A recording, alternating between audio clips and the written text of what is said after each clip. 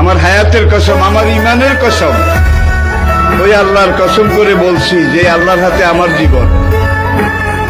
বর্তমান ফিলিস্তিনের যুদ্ধ শেষ হবে, ইমাম মাহাদি এসে যাবে।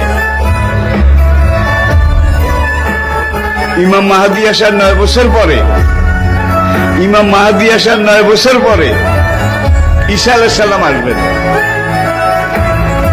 আর ইমাম মাহাদি আসার পরে 9 বছর, এটার মধ্যে দাজ্জাল তার আবির্ভাব ঘটবে।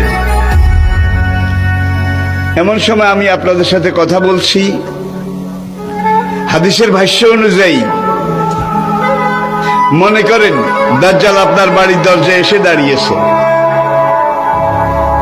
এমন সময় আমি আপনাদের সামনে কথাগুলো বলছি, যেই সময় মনে করেন ইমাম মাহাদি আপনার ঘরের সামনে এসে দুয়ারের কড়া নাড়তেছে।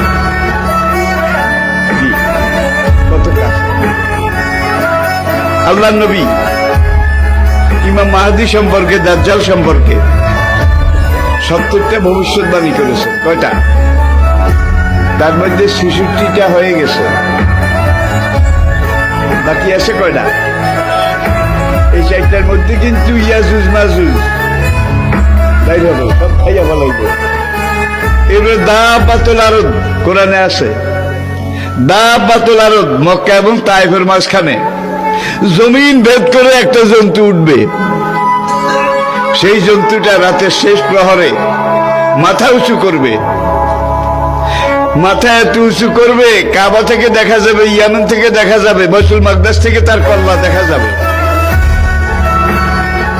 সে কল্লা উঁচু করে বলবে, হায় দুনিয়ার মানুষ, সে মুসলমান জাতি, দুর্ভাগ্য তোমাদের, আজকে রাতে আল্লাহ তওবার দরজা বন্ধ করে দিয়েছে। তওবার দরজা যদি বন্ধ করে দেয় আল্লাহ, তাহলে আপনি নিজেরা 100 বার জবাই করলে বোধহয় মাপ পাবেন।